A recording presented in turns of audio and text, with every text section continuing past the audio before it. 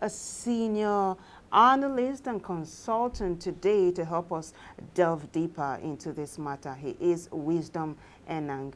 Wisdom, such a pleasure to have you join us today. How are you this morning? Hi, good morning. Thank Good you very morning. much. I'm very good. And yourselves? Oh, Very well, very thank you. good. Happy New Month. Yes, happy new Same to month. you. All right, so Yeah, let's hit the ground running, shall we? sure. Now, all right. So the first question: what are the primary reasons the federal government introduced for the? In fact, why did the federal government introduce the age restriction policy for the WASSCE in August 2024? The truth is, I cannot rationalize it. And the reason is this, right? Because when you look at the rationale that people take, not necessarily doesn't mean that you agree with it, but you're trying to really think about what got into their brain space when they were taking that decisions. And for me, why it's difficult for me to be able to rationalize this is because we have to look at this from the standpoint of what is the end game, what's the end product, and then work it backwards. And if we look at the end products, what we want is good jobs, we want innovation, we want people that can think outside the box, we want people that we can project to live out their best potential for the relative short period of time that we are on this earth. And I'm wondering which of these is going to achieve all of that? Because the truth of the matter is that maturity, after a certain level, ceases to be a function of age. People, there has been distortions where people much younger go through very steep curves of experiences in life and even have more maturity than older ones. I'm trying to get the rationale as it relates to real life. How do we superimpose this with some of the headlines we hear that maybe a 14-year-old in China has designed and patented a certain, AI equipment or something? Yeah. I mean, my own is, in the fast-moving world of technology, in the 21st century, how exactly do you rationalize such a very, I like to say it's quite limiting, to be honest, because every child is going to grow up thinking, okay, this is something that I have to go through, so why go so fast? And I'm going to bring that, sort of illustration back home. While I was growing up, right? By the way, I did primary 5, and I had to skip primary 6 because it was optional. And then I went to secondary school, and that way I finished school at age 17. Now, when I finished school at age 17, by the way, under today's stuff, I wouldn't have been able to succeed. Right? A number of things happened. When I finished school at age 17, then came the big, showstopper called JAM. It jammed everybody. My scores were, my results were withheld. So that means, although I schooled in UK, a number of my colleagues that stayed around had to write JAM. First, the results were withheld that year. The next year, they wrote it. Some didn't meet their cutoff point. But eventually, some of them got into university at 20. So my point is this. You set even WAEC, which is something you need before JAM, you set it at 18. Now, God help you, JAM doesn't jam you. And you can get through, then that means you'll be getting through maybe around 18, 19, 20. But if JAM jams you, then prepare to stay till 22. My point is, we already have, structural frustrations on the pathway of our education that makes people almost certainly enter school at 18 anyway. Yeah. They enter university at 18. So why create more encumbrances on that pathway? JAM is one of them. It's unpredictable.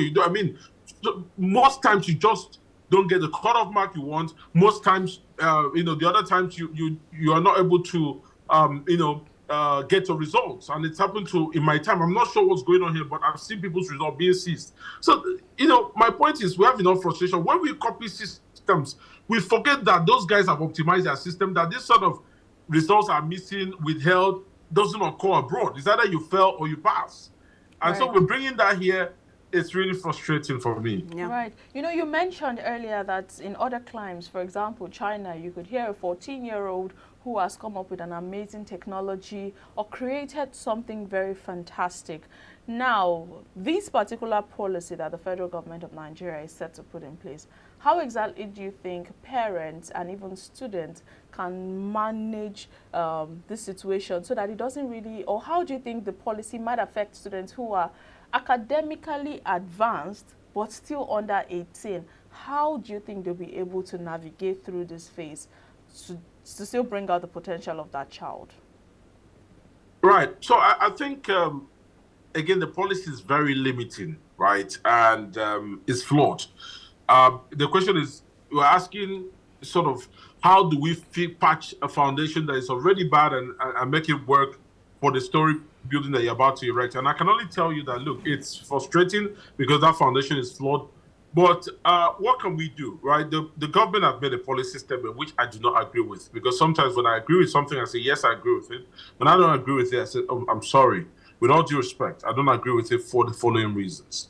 What I think we need to start doing is, along the pathways, we can begin to put, I like to say maybe optional sort of optional frameworks within what is kind of extra curriculum. For example, along the pathway, for example, in secondary school, we can put an option where you could actually opt on one of those years. If you think you are really on an accelerated path, you could actually have a practical learning framework for a whole year. And people could go out for that whole year and then have their hands-on experience, kind of practicalizing what they've learned within the secondary school. And that's an optional one. So people that are going to be bang on 18 in school don't have to go through that. And people that are already 17, that will be 17 or less, will have to go through that. I say that with reasons. There are a number of primary schools that I go to, and they stop at primary 5. Yeah. There's some I go to, they stop at primary 6. Well, now what happens to them? Would they have to change their framework? Because the only practical way you can make this work is by creating that compulsory primary 6 and saying everybody must take a common entrance before they get into school. But then what happens to people like me that doesn't have a common entrance? Once you've made it, Nigeria, we don't look at the implementation. They say, well, if you haven't taken a common entrance, you're going to be disadvantaged. That means for the rest of my life, I live out to be disadvantaged. So the truth of the matter is, I think one of those ways to do it is by having some practical training skill sets along the pathway. And that could be something very unique for Nigeria that says, okay, at JSS3, you can either, if you are going too fast, you can break off, have some very good practical experiences, and that's being put into, I'm trying to get the word, but that's this a sort of, I think we call it MVQ in England or something. There's a way they do it, and you kind of have a practical hands-on experience along your pathway, and then you can progress. But that's optional if the age is your problem. That's because there are already people on the pathway. No one is telling us exactly what they're going to do to make sure that those people that are already coming with a very full potential and speed do not feel disadvantaged on hearing this sort of policy. Yeah, there's no transitioning phase that says, okay, until we phase out these people, this is how we will now start implementing it. And the only practical way you can do it is by making sure that primary 6 is compulsory. But that is for people that are yet to enter primary 6. What happens between primary 6 and people that are about to write WASSCE? That is something to think about. Absolutely. So just a follow-up to your last statement, what do you think then are the potential psychological and emotional impacts on students who are now required to wait until they turn 18 to take these exams? Putting yourself in their shoes, how would you feel if at 17, when you had wrapped things up, someone told you to wait? Yeah, I mean, to be honest, it's going to be very, very damning on them. It's not an experience that I like, and simply because our motivation factors are very different. Now, I'm going to draw you down memory lane when I was in school. Mm-hmm. I always had a big build. So at 17, I was looking 19 or 20, right? So, okay. Yeah, but the thing is this, right? In school, the motivation factor was always how young I can quickly go through these exams and come out. So when I finished secondary school, I was 17, but it was quite exciting. And then we had people that were actually 18, 19, mm-hmm. But I think the pride at that moment, however petty you might think it is, what made me feel so energetic was, wow, I'm going through this at 17. And even though I was having a little bit of a beef with one girl that was going through at 16, right? But that's just to show you that there are different things that make people compete at different stages, right? And then when we got in, oh my God, I can tell you, my mom put it on the table, England, the US, and Canada, and said choose anyone. It was quite easier in my time to go to any of those countries you wanted to go to. In fact, 4 years after I got into school, my sister followed suit and then went to Canada. So I chose the UK. Why did I choose the UK? I thought, look, I must finish school at XYZ age. I think I wanted to finish at 21, and I thought England was the only place that can give me engineering BEng at 3 years. US was about 4 years, and Canada was even about 4 or 5 years because of the experience factor. Now, why is that important? However petty it is, that is what gave me the energy at that material point in time. That energy has since changed, but imagine if you had quenched that energy even before you had the time to mature. So if you quench that energy, the Dr. Wisdom Enang you talk about in the entire country today wouldn't have been the same Dr. Wisdom Enang, because you would have quenched that energy, and I'll be like, okay, well, I tried my best and they put my fire out. Let me just be like a normal person. Right. But that energy metamorphosed all the way. When I finished school, I asked myself, what next? And I thought, look, I'm finishing master's at 21. I must do a PhD. And I went in there. I discovered a lot of things. We had patents. And that is exactly what has driven me. So we've had that energy convert from one form to the other. The last thing you want to do is you do not want to quench the energy of a young child that is coming up with so much prospect. Rather, you want to transform that energy from one form to the other, leveraging on the current best practices from an educational standpoint of the 21st century, and also leveraging on innovation. I hear nothing about innovation in all of this. How does this match up with the fact that we're having people at age 14 writing AI programs? Where does this even sit?